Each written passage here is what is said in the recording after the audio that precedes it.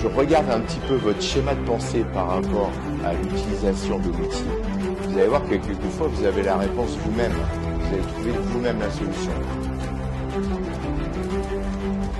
Je vous laisse vous échauffer, on court un petit peu autour de la salle. Tranquillement. Une flexion, je remonte, gauche, droite.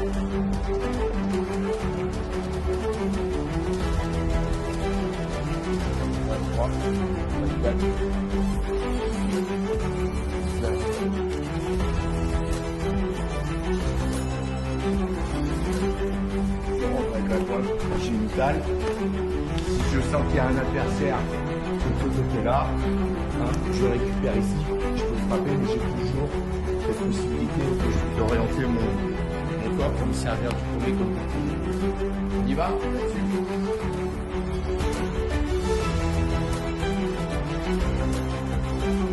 D'accord. Mais ça, c'est quand même intéressant d'avoir la cloche. Et après, moi, je fais ici.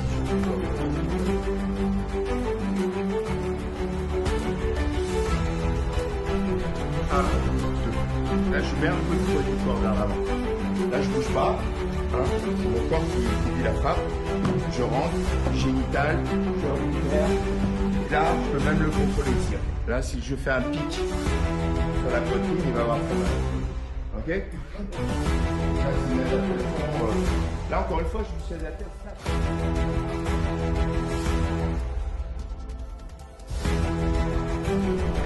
Là, on va avoir l'option aussi de rentrer 1, 2 ici. Je vais chercher génital, je peux même chercher les génitales en dessous et l'emmener au sol.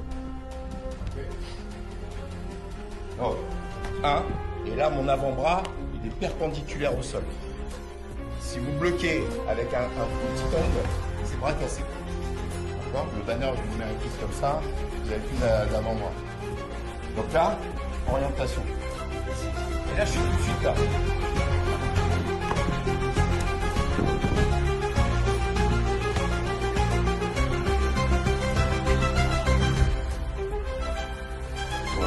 Pour là-bas. Et du coup, oui, on est amené à avoir de plus en plus de situations comme ça où le couteau n'est pas là tout de suite. Et c'est là où c'est le plus dangereux. Quand vous voyez la lame, généralement quelqu'un qui vous montre la lame, et j'en avais parlé dans une émission une fois avec les jambes, et j'ai expliqué que non, quand le mec vous sort la lame, généralement il ne veut pas vous planter. S'il veut vous planter, difficile de voir. Et le pire, c'est quand les mecs commencent à combattre, que ça va au sol ou en pied-point, et que la lame sort pendant le combat pied-point. Pour détecter, c'est un enfer.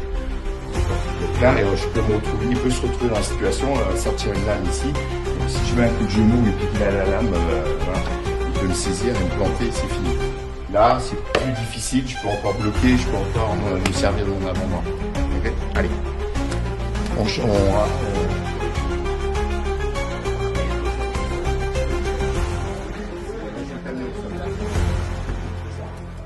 Par contre, évite de ça va.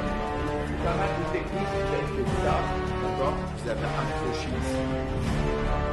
Ça, c'est les schémas qu'on voit beaucoup. Et c'est sûr que vous avez peut-être des attaques vraiment spécifiques au couteau. S'il envoie gauche-droite, donc évitez les approches trop longues et essayez vraiment de travailler sur des choses très très courtes. Donc, c'est pour ça que là, je vais plutôt rentrer à l'intérieur. S'il envoie l'autre point, pareil, je vais rentrer là ou je vais rentrer là. Moi, je peux faire la pointe sur la côte du col parce que ça paraît rester droit. Alors, si j'arrive avec la boule, on a moins de chance de tomber sur quelqu'un qui est sous drogue et sous alcool. Il va encaisser la pointe tank sur la côte du col.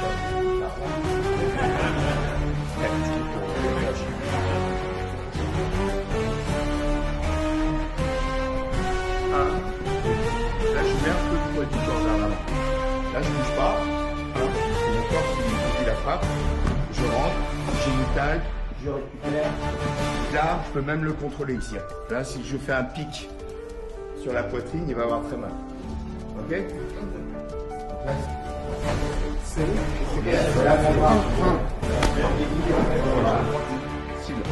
j'ai pris ici, donc là pareil, je vais essayer de garder un bras, je vais faire génital ici, et là regardez, je vais chercher sa jambe, tout simplement. En fait, le pic, dès qu'il rentre derrière l'insertion du mollet et des ischios, là, où il y a les tendons, et vous partez en diagonale. Comme on a fait avec le coude tout à l'heure, vous avez vu le coude contre le mur, on est parti en diagonale. Là, c'est pareil. Dès que je suis pris ici, donc je descends, ça bout d'ici, je vais chercher là, et ça vient me permettre là-bas. Vous avez vu, je suis déjà pris.